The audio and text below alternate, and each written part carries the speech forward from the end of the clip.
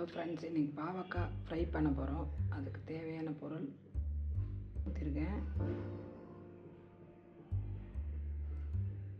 எண்ணெய் காயட்டும். அதுக்கப்புறம் பாவக்காய் போடுறேன். ரவுண்டாக கட் பண்ணிக்கிறேன். விதை எடுக்காமல் தான் போட்டுக்கிறேன். அந்த பாவக்காய் போட்டுட்டோம். அதுக்கப்புறம் லைட்டாக வதக்குவோம்.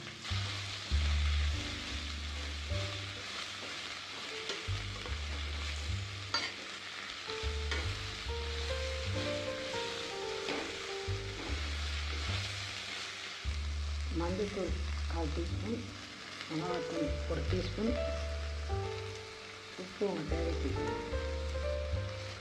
நல்லா வதக்கிடுவோம்.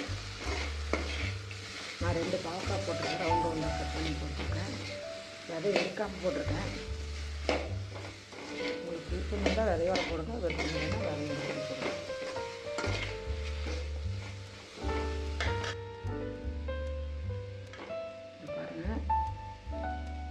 பாவத்தூள், மஞ்சத்தூள், உப்பு எல்லாம் பிடிச்சி வச்சு சிம்மில் ஒரு 10 மினிட்ஸ் வைங்க.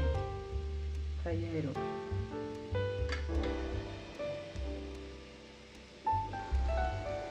பாவக்காய் ரெடி ஆகிடுச்சு.